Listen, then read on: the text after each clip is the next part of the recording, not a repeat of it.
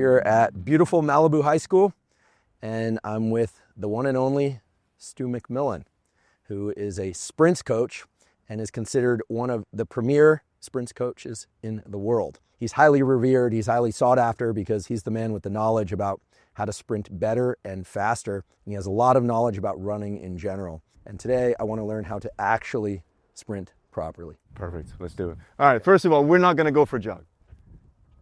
Sprinters are not joggers. It's a very, very different gait pattern. We don't jog at all. The way in which we warm up typically is we skip and stride. So we sprint, but really, really slowly. And skipping is a gait pattern that is very, very similar to sprinting. So if you think about what happens when you skip, there's stiffness at the ankle, at the knee, and the hip. And there's a systemic stiffness, and they coordinate together to keep you tall and bouncy. Where you jog, you kind of roll through your ankle, you roll through your knee, and you just kind of push your way around the track or push your way around the grass. So we're going to skip instead. It'll just look like this. So the legs stay straight. You allow the arms just to bounce back and forth. So a couple of differences between kind of jogging and running fast or striding or sprinting. You said you want to kind of learn how to stride, so that's the right terminology. Because really we're not going to sprint. Sprinting is something that very, very few people can actually do. We can get into the science behind that, but you can stride. And the difference is really striding kind of happens in front of the center mass. Everything's out here. Where jogging and running kind of happen back here behind the center mass. So when we do this, we're going to do a stride right now. Really slow, like jogging speed, but think about it happening in front of the center mass. So all you're going to be thinking about is pulling your thighs forward and jogging in front. Okay. Don't reach out or anything. It'll kind of look like this if I do it in front of you. Just that.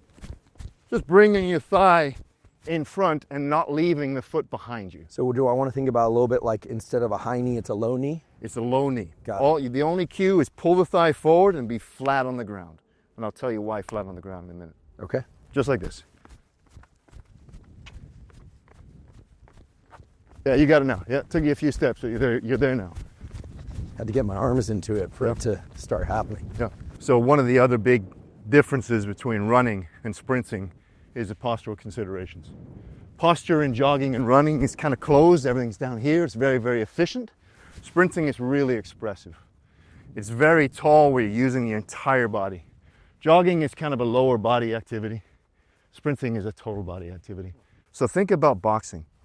So if you were to hit a heavy bag as hard as you can, you're going to squeeze your wrist and hold your wrist as stiff as you can and squeeze your fist as tight as you can.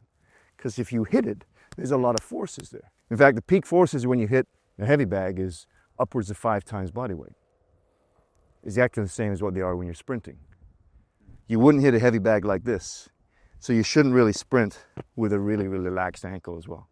So the way I try to teach them how to impact the ground is to be as stiff as you can, as if you're hitting a heavy bag over and over and over again. It's pop, pop, pop, pop, pop, pop, pop. So when we're doing the skip now, I want you to be really stiff through the ankle, really tall and really expressive through the entire body. So just there, stiff, stiff. So you can feel, you might be able to hear the pop of my feet. Relax your arms, there you go. Yeah, Right. as soon as I get my arms into it, Great. it's okay to kind of catch some air. Yes. Perfect. I'll just walk on back. Think about landing flat-footed, flat foot. So you hear that little pop, pop, pop, pop, pop. So remember, jogging is back here, sprinting is in front. Okay? Easy, just nice and easy. Pull the thighs forward, pull them forward, pull them forward, pull them forward. Great. So let's skip again. So we're going to skip down to the chair. Okay. Find a little bit more height and a little bit more pop. And again, really expressive posture. Okay. Just think about expressing yourself. You're up here, allow your shoulders to bounce and to rock and to roll a little bit. Come here, your feet, hop. There you go, there you go. Great, good. We'll walk out back. So we'll typically do that 8 times for about 15, 20 minutes rather than jogging. So do you recommend not jogging before a sprint workout actually? 100%.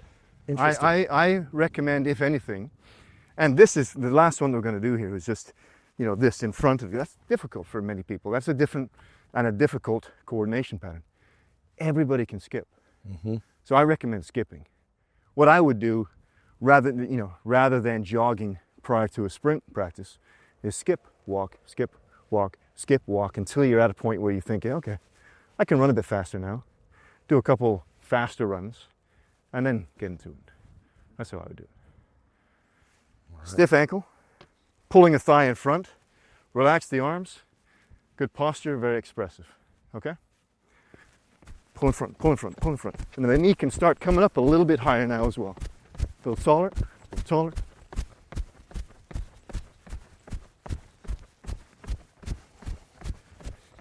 Now when we actually start sprinting, it'll just be that, but it'll be a bigger range of motion. Like what that is called now is called a dribble. So it's really a truncated range of motion sprint. Mm-hmm. So if you take the full sprint and you just put it in half, that's kind of what we just did there. It's called a dribble. Sprinting, as I said, is a whole body activity. The spine probably being, if not the most important part of that, one of the most important part of it. So we have to get some movement of the spine. So if you think about sprinting, the hips oscillate and they undulate. They come forward and back and they go up and down. And the shoulders counter-oscillate and counter-undulate. So it ends up looking like this. And then you have the spine that rotates, laterally flexes, and extends and flexes to basically counteract all these forces that are going on in the shoulder and the hips. So it has to move. All right, so the ability for the shoulder blade to glide up and down the rib cage, really important, right? So remember where the shoulders are doing this and the shoulder blades are going juk, juk, juk, juk, and the rib cage is also moving as well. If you see people who don't do this well, what you see is the torso just stacked and square, and the arms just sort of doing this, and the shoulder blades not moving. The shoulder blades has to move. Like the ones who really look efficient and athletic, it looks like this, right? You can tell. So the next one is that. We'll do an elbow push-up. So we're on our elbows here. We take our shoulders down to our fists, so we sink all the way in, protract the scapula. We push up into a dolphin position there. And then sink in, come forward, drop all the way down, almost to the ground. Like don't rest on the ground. So your scapula is right there, squeeze, push up, and then push your scapulas away from the rib cage on the way up. Like so? Sink all the way in. Perfect, that's great. Great, we'll do the same thing. We'll do 3 where you go super slow, and then 3 where you just flow through it pretty quickly. Trying to create the same shapes that you're doing when you're doing them slow. Love that, really good job. Slight variation of that. This is pretty similar. We're gonna be in a side plank position here. Front foot is on top of the back foot. You're gonna take the free arm, rotate under as we rotate, and drop that shoulder down to that fist, to here, and then rotate all the way back up. So this is an exercise just for this shoulder, really. Rotate all the way under, all the way back up, and then reach up. 3 where you go really slow, 3 where you flow pretty fast. Nice work. Rotate the feet. There you go, good, yeah. Really good. So we're going to go in a tall kneeling position. So this tall kneeling position is here. We're going to take one leg, we're going to put it out to the side. Try to get your entire foot on the ground, and it's not open, it's not here. So the whole foot goes down there. You push actively into the floor, hard, okay? Arms are going to go above your head. You're going to squeeze over to this side, hold for 3 seconds, actively pushing. So 1, 2, 3, come back over. We come this way. Don't lose the tension on the leg that's pushing into the ground. 1, 2, 3.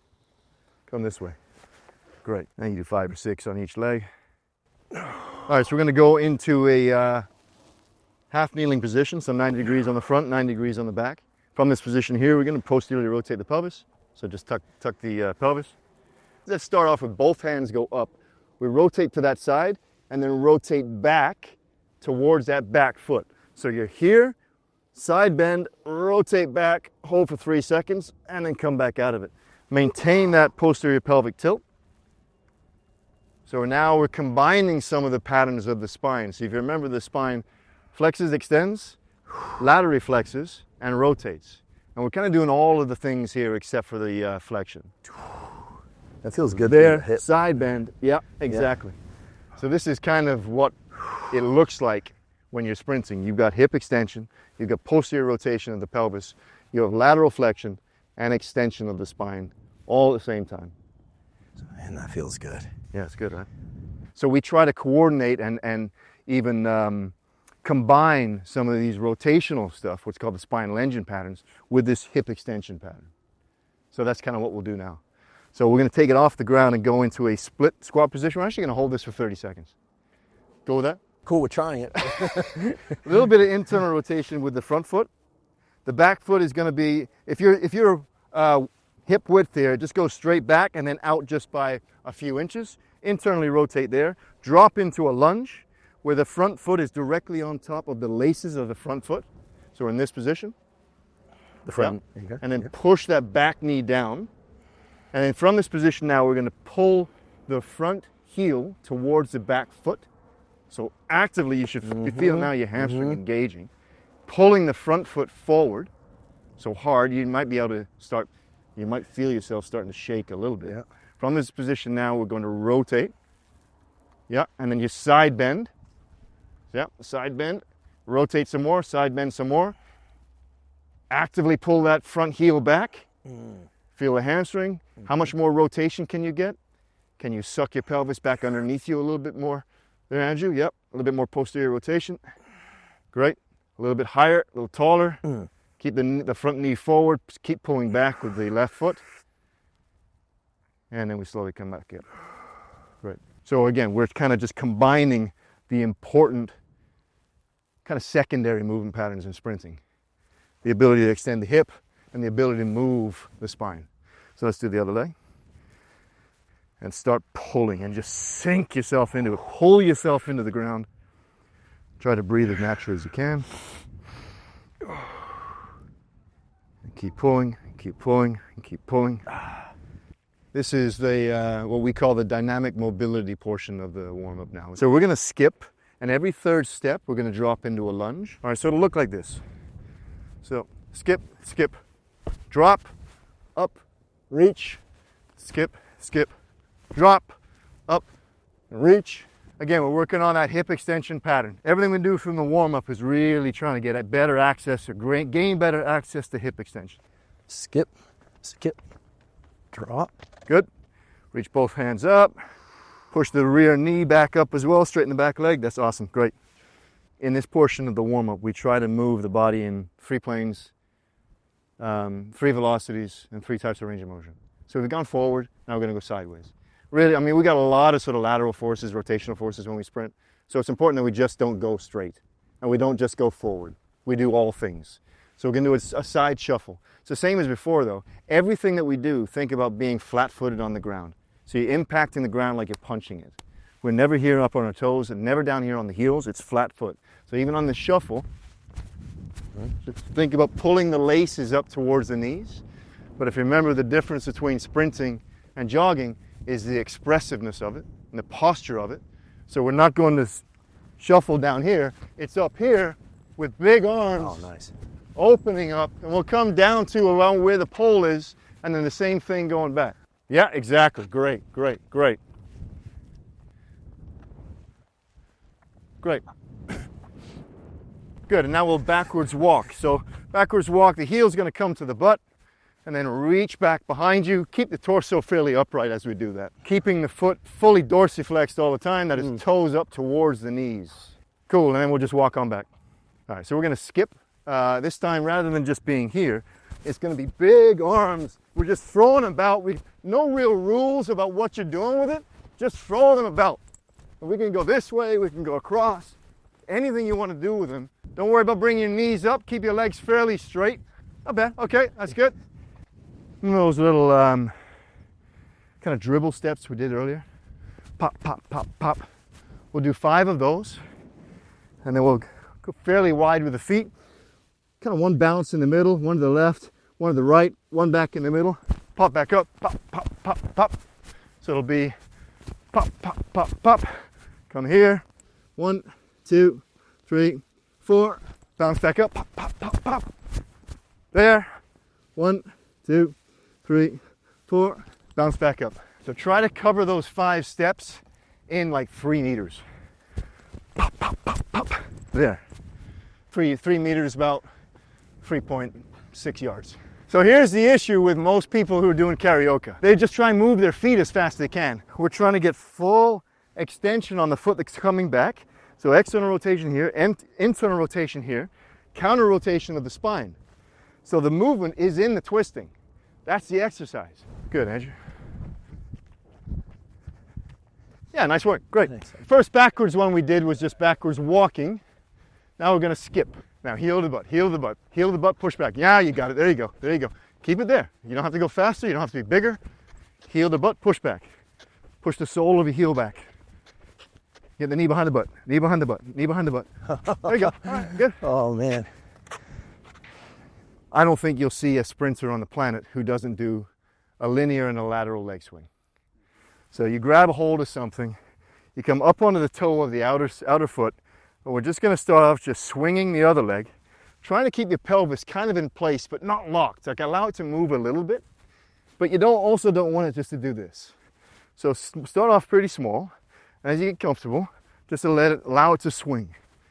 And like I said, allow the pelvis to move just a little bit, but just not excessively. Keep the torso fairly upright.